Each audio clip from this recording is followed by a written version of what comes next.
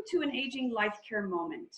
I'm here with Leonie Nowitz, who is a founding member of the Aging Life Care Association, formerly known as the National Association of Professional Geriatric Care Managers.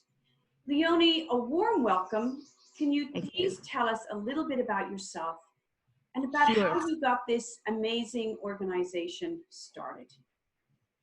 Well, my first job in social work was at a nursing home where I worked with older people and their families. And it was a very good nursing home in New York City, private and not-for-profit. And I really enjoyed the work. And most of the people, the residents, did really well with the activities, with the programs we had, wonderful social work department. But I did notice that a few of them over the first few years I was there did not do well. They crashed into the facility without preparation after perhaps an emergency. And their families were also in bad shape and they did not thrive. They died shortly afterwards.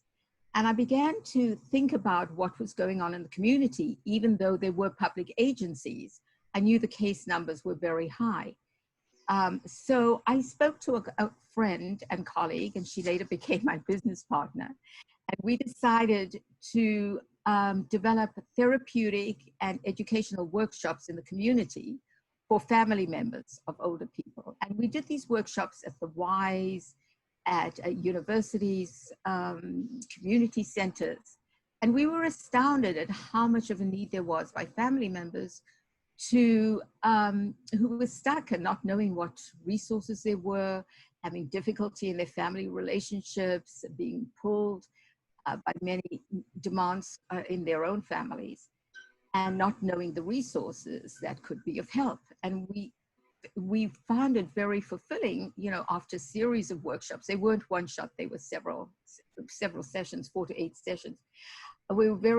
We felt very good about providing the help that we and the program to them. And after that, which was about 1.5 years afterwards, I really began to think strongly about a private practice model. And at the time, my colleague decided to stay at the nursing home, and I thought of perhaps working part-time, which I did.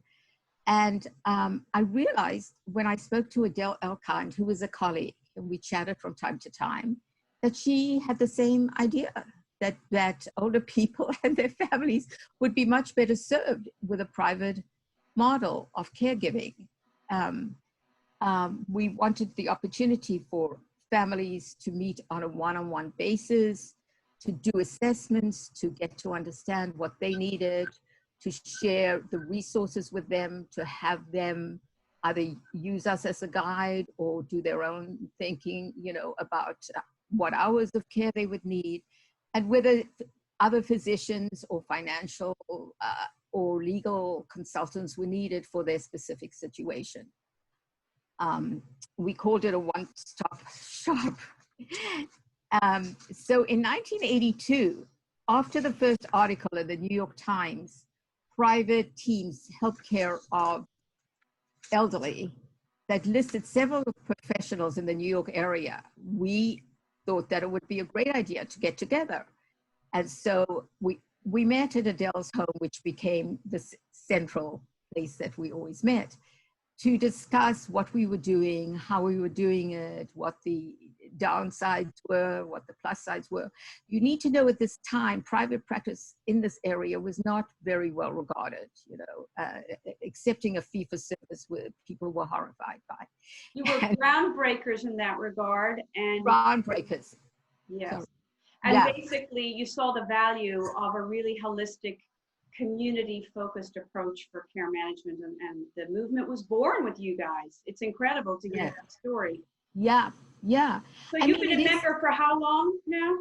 Well, we started meeting in the, I think around 83, 84, and then in 85, we were meeting a few years before we had that first national meeting. And the reason we decided on that was when there was a second article in the New York Times in January of 1984, and it's care for far off elderly relatives. So then it had the spin that there were people who lived at a distance who were using private practitioners or agencies to help them with the care of their relatives.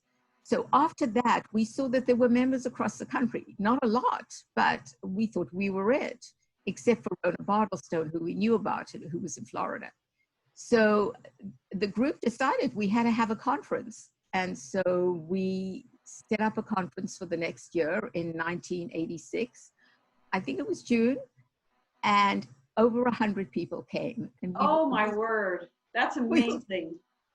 We were astounded. It was like, this is not a small thing. There are a lot of people interested in this work. So it was very exciting. And we set up committees to do things. I was on the PR committee, but also the program committee for the following year.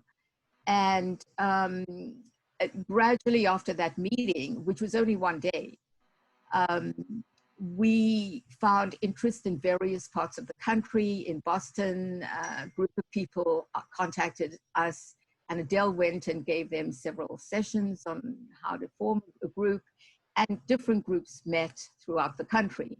That's thrilling. Thrilling. Now, what other roles have you played throughout your years at the organization? What are the ones that you really remember give you a lot of gratitude? And well,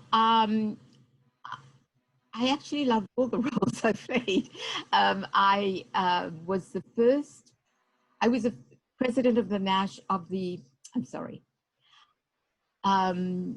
I was first president of the local group of national, at the time we were called private care managers. There was a thing about that. We didn't want, we were closed to professionals, to not-for-profit at the time.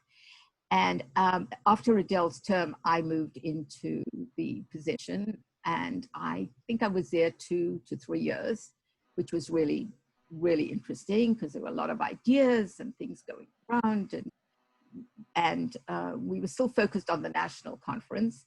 And then the National Organization of Professional Geriatric Care Managers was actually founded in 1986. At the second meeting in Philadelphia. And at that time, Sarah Cohen, who was a prominent member of our group and who did an enormous amount of work in getting the media to publish us. So we were in the Wall Street Journal, the New York Times, and all kinds of magazines across the country. I was in Modern Maturity and in other publications.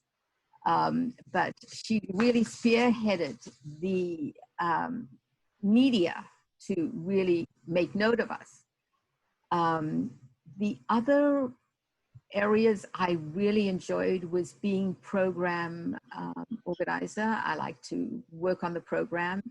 And I think for the first several years, I was very active. I remember going to Philadelphia and staying with some of our colleagues and going to meet different people who we thought should be invited, lawyers and social workers. We had to disinvite one really wonderful, well-known person because we had another idea of a business person working in the field of elder care.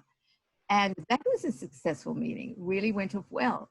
And so the meetings proceeded in that line. There was always an annual meeting of the National. And I was pretty active for several years as program developer. And you're still, Leonie, a very active member of our New York chapter today. We are really blessed to have you. Can I ask you what changes that you've seen in the aging life care industry over time, what the big ones are that you've noticed and that you think are big milestones for the organization? Well, the fact that our services have been modeled by the not-for-profit sectors in hospitals and all over the country is quite a statement of acknowledgement of what we have developed over these years.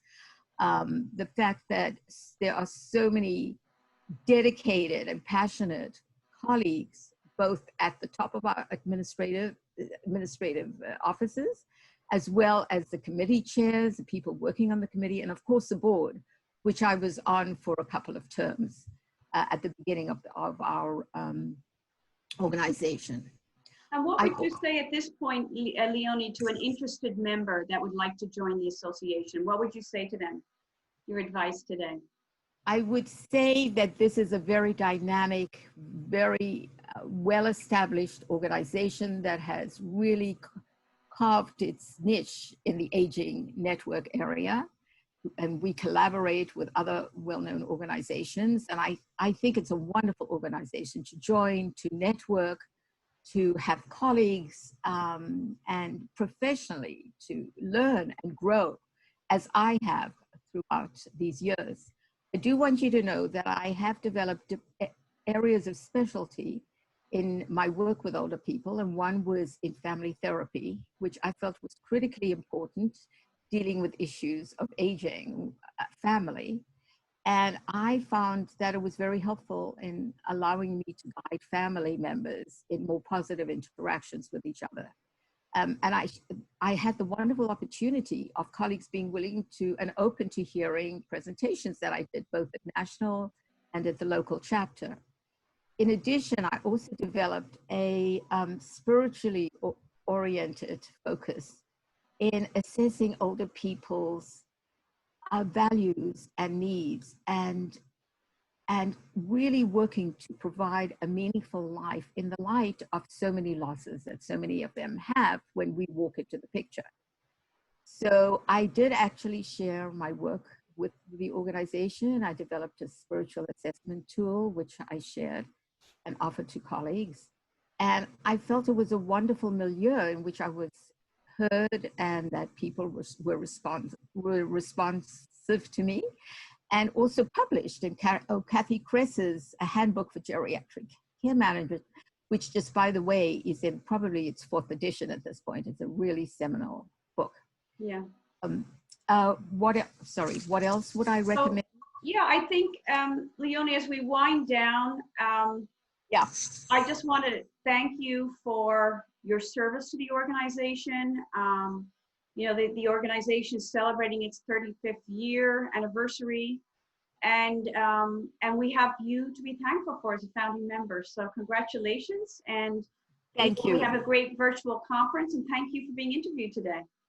Thank you. And I want you to know it wasn't me alone. It was being joined by partners such as Adele, other colleagues, Jerry Charnow, Lenise Dolan, who sadly has died, Sarah Cohen, who has died, and many others who are either with us or not. But it was really a collaboration of being open to each other and really wanting to move this organization forward. And I believe it still continues today.